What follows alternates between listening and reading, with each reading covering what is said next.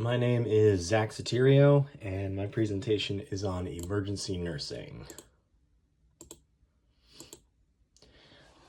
So I interviewed a friend of mine. Her name is Brittany Stoddard. She received her registered nurse license in May of 23. She graduated from Manchester Community College in the same month.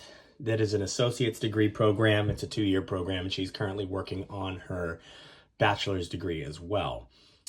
She has been working as a dialysis nurse per diem, but she also is an emergency room nurse at a local hospital. She's become a strong member of the team she works with and has gained a lot of experience in a relatively small amount of time.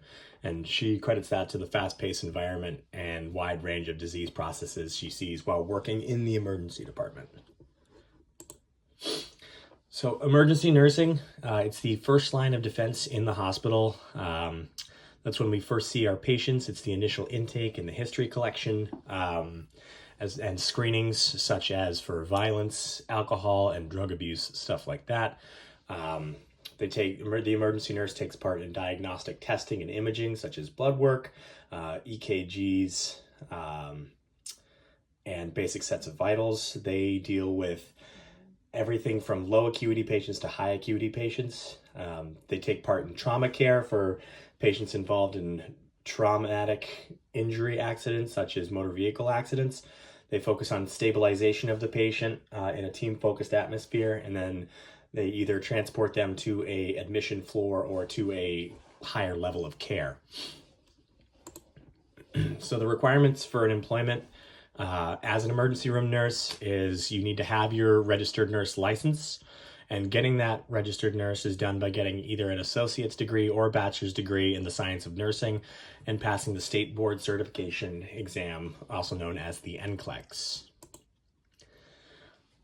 So I asked Brittany kind of like what the normal day or what the process for a patient is through the emergency department, and she kind of took me step by step through that. So it starts with triage.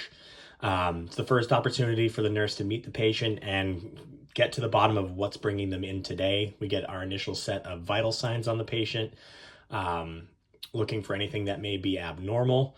We use the critical thinking skills to ask probing questions specifically regarding that chief complaint. And we screen for medical history, such as somebody coming in with chest pain, anyone in their family that might have cardiovascular disease of the sort or anything like that, as well as looking for behavioral dysregulation and substance abuse. The nurse then determines the level of acuity based on the information they gathered, and depending on what level the acuity that is designated to the person determines how soon they are seen. The acuity levels that at the emergency room she uses are the ESI, and they are levels 1 being the highest level of acuity through level 5 being the lowest level of acuity. So once the patient's been triaged, they get to the room. The nurse assigned to that patient then makes their first contact with the patient. They do a focused assessment based on the patient's chief complaint, getting a little bit deeper onto what's going on. An example of this would be listening to lung sounds for a patient with shortness of breath, listening for like any adventitious sounds like crackles or rails. Then the initial diagnostics are performed, EKGs, urinalysis, initiation of IV access and blood draw, and these are all sent down to the lab for testing. There are nurse-driven protocols in the emergency department, so a nurse doesn't need to wait for a doctor's order to start a workup on a patient. They have specific order sets that they can order pretty much right out of the gate to kind of get a head start on the workup for the patient, such as like which specific labs to be drawn for a patient with like a chest pain, like a cardiac enzyme, something along those lines. This also allows the doctor to come into the room with a little bit more information on the patient before meeting them. So after that initial contact and getting in the room, it's really more of a hurry up and wait situation. There's like this flurry of activity at the beginning but then once the patient's samples are collected, such as urine, blood, stool, what have you, patient has to remain in the room and await results. This is an opportunity for the nurse to focus on symptom management with medication administration, such as managing pain with analgesics, managing shortness of breath with possibly like breathing treatments like a nebulizer or something along those lines. As the information from the test results become available, the provider can then order medications to begin a more specific treatment for the patient's illness, while the decision to admit or discharge the patient is still being explored with the emergency room doctor and the admitting hospitalist. So once the patient is admitted, the emergency room nurse's job isn't quite done, because a lot of times these patients will board, or the term is boarding in the emergency room, basically waiting for a bed to get assigned upstairs on one of the med-surg units or the ICU. So if the patient comes in with the illness that's severe enough, they'll be admitted, but then it's still on the emergency room nurse to care for the patient while the patient is waiting for their room. So this can look like administering home medications that the patient would normally take, making sure a safe environment is maintained, such as initiating fall precautions for possibly demented patients or people who are fall risks that have unsteady gaits or not able to balance.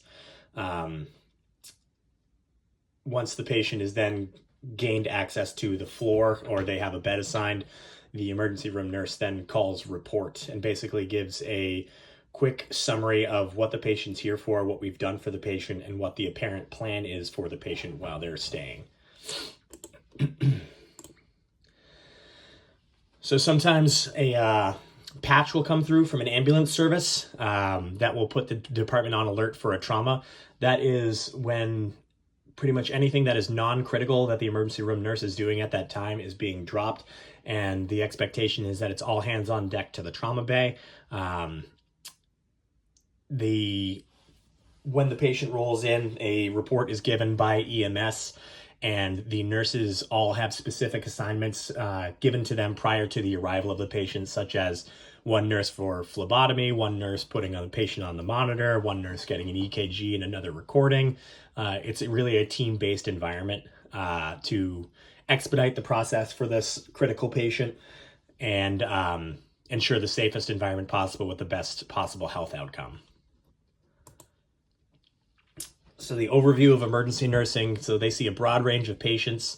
So patients that are really using the ER for primary care all the way up to acute illness.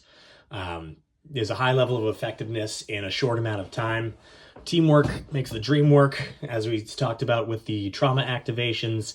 It is a team-based nursing approach. Nurses work in conjunction with assistive personnel as well as providers in a very close-knit setting to develop the best care possible.